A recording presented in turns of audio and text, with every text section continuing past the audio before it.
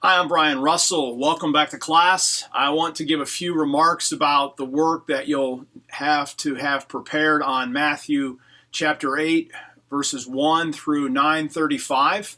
I wanted to give you a little background to this.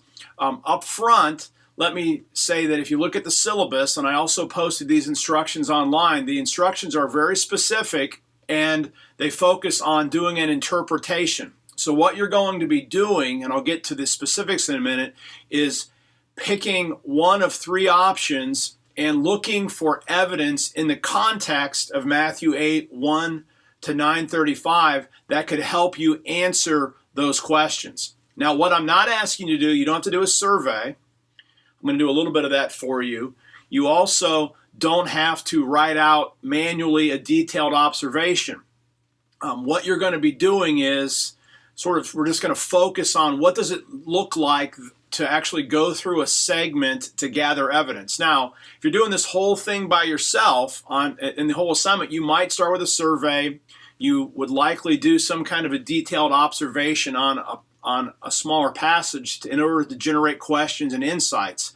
Now, we're bypassing those so that we can isolate a skill that I want to work on this week, which is gather evidence from your immediate context and then the segment to help you answer an interpretive question. Yeah, so it would be easier if you had a full-blown detailed observation done, but we're going to essentially skip that step. And so what I want you to do is select which part of this assignment you want to work on and then go through the context, the immediate context. I'll give you some hints on where to start for each of these assignments. And then back up and look in the whole segment for evidence.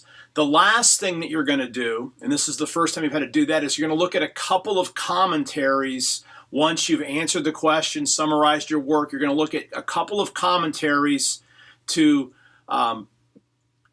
compare, contrast your findings with what these experts have done. Again, the commentary work, maybe a half a page or less, where you're essentially looking to see how the commentary confirms, challenges, or nuances your own work. And again, you're allowed to push back on the commentary based on your own findings, and then you're going to write a synthesis. So when we look at this segment, again, in class, we've been working on so far the Gospel of Matthew. The last couple of assignments have taken place in the Sermon on the Mount segment that follows Matthew 4:17 to 25. Now Jesus has begun to teach, and the Sermon on the Mount represents Jesus' core teaching on discipleship. What does it look like to live out the values of the kingdom of heaven? You're just coming off your detailed observation of those challenging words that Jesus ends his teaching from 5:17 to 48, where it ends up, be perfect as your heavenly Father is perfect. Then the rest of the Sermon on the Mount ends in chapter 7. Now, chapter 8, Jesus is going to demonstrate the kingdom in both word and deed. And if we look at the segment, if you read through Matthew 8, 1 to 9:35, and you may notice here that I've put verse 34 in parentheses. There's a question exactly where the segment ends, and it doesn't necessarily matter. Again, we remarked in class that 9:35, 4:23 to 25, and 11:1 all give summary remarks about Jesus moving around in preaching and doing mighty works. So these are really boundary markers. So from 8:1 to 8:34, what we see here are a section, this is often called the mighty acts of Jesus. And that's a good word, because if you notice, what we have are three blocks of miracle stories. It's going to start off 8:1 to 17 with three miracles. We're going to have Jesus healing a leper, healing a centurion's servant, and then healing Peter's mother-in-law. Then there's a small block of teaching. So notice there's a back and forth between Jesus is doing mighty acts and then teaching. So Jesus has a teaching about discipleship here. Then from 8:23 to 9:8, another three miracles. This time we have the story of the stilling of the storm, the healing of a demon-possessed person, a demoniac, and then the healing of a man who's paralyzed. Then we have another block of teaching here. Jesus is going to call Matthew, and he's also going to have a teaching with disciples of John the Baptist who have come to ask about fasting and such. We have a teaching here again. And then this segment ends with, depending on how you want to count them, some people say there's 9 miracles, some people say there's 10. It depends how you count this last section. There's actually 4 miracles, but what we have is, in the first miracle story, we have a combination. We have the healing of a synagogue ruler's daughter, and then in the middle of that, we have Jesus healing the woman who has this issue of bleeding. So some people count that as 1 miracle, but it's 2, so we're going to count it as 2. Then there's the healing of a couple of blind men, and then there's a healing of a man who's possessed by a demon and also unable to hear. So these are the miracle stories, and so this is kind of how the text flows. So you can see that we have, again, 3 blocks of miracles,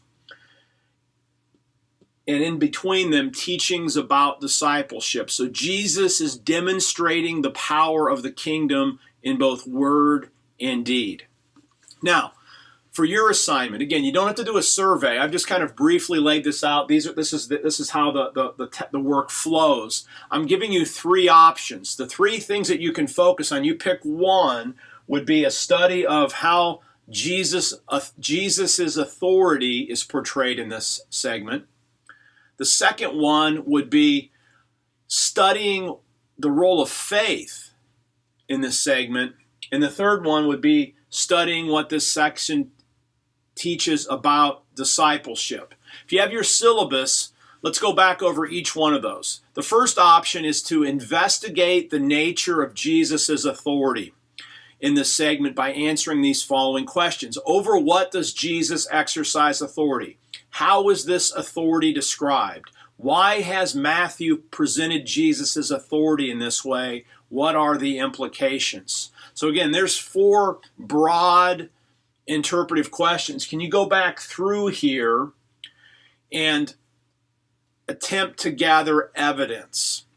So you're going to go through here and you're going to want to make observations that then lead to possible answers to the questions that you have. So what you want to do is you want to make observations, which we've been practicing already. So you can make an observation, you can number those. Start with your questions that you want to answer. So I would write the questions now that you're working on right up the top of your page. Then you're going to make certain observations, and then you're going to make a list of inferences, which can serve as partial answers. So for example, when you can make some broad observations, look at the sort of things that Jesus has authority over. So for example, if you just roll through these, Jesus has the ability to heal unclean persons, like the leper. Jesus is able to cast out demons. Jesus is able to still the storm. He's able to restore nature. So just right there we have Jesus has the ability over diseases, over the power of the forces of evil, and over creation itself. You can observe that. What are the inferences? The inferences begging the question, this implies that Jesus has power that must come from God, right? I mean, that would be a possible inference. That's just a brief example. So you want to go through here, glean as many specific details. I just gave you some very broad ones, but make some very specific observations and try to draw some conclusions that can serve as answers to that question. The first one, obviously, there's a lot of data all the way through these. The second question that you can work with is on the role of faith. And this has just a simple question. What is the meaning of faith in this segment? Now, a logical place to start on this one is going to be in this section here, in this 9:8 to 34 section, because it's in this section that you actually have the word faith used. So, for example, 9:22, take heart, daughter, your faith has saved you or has made you well. So you can start here, but again, perhaps there's implications on what faith means elsewhere. Then the third area that you can work on would be the portrayal of discipleship in Matthew's gospel. Now, obvious places to start here would be in these two teaching blocks, because these are lessons on discipleship. Those would be obvious jumping off places where you can spend some detailed work. You want to answer these kind of questions. What does it mean to be a disciple in this, according to this segment? How does one become a disciple? And what are the requirements of discipleship? Okay, so pick one of those three areas. Answer the questions by resorting to direct observation of just this text. I'm not asking you to go to elsewhere in Matthew's gospel or to use a whole bunch of other interpretive determinants. We'll work on that, those things. For this assignment is answer these questions from the context, record your observations, your inferences, write up a final answer, then check that against a couple of commentaries, and then give your concluding synthesis where in one short paragraph you summarize your major findings around one of these issues for the book. Now this assignment, time-wise, is plan on spending at least 4 to 6 hours on this. If you're doing less, then you need to do another question, but I prefer you to really dive deep, because remember, inductive Bible study is going to give you access to the text in ways that you've never experienced before, but that only comes with work. You have to practice. We have to do intentional practice. So don't cheat yourself by doing a superficial job. I mean, if you want to do a superficial job, you don't even need to take this class. This is about digging deep. So learn to dig deep by taking multiple digs into that sand. You're going to be glad you did. And matter of fact, even more important, remember your why. This isn't just about you. You're learning to study the Bible so that you can become a profound, compelling, confident interpreter of Scripture, so that you can unleash people, share the good news, and help people to live as the persons that God created them to be. That's the greatest privilege. That gets me excited. That gets me out of bed.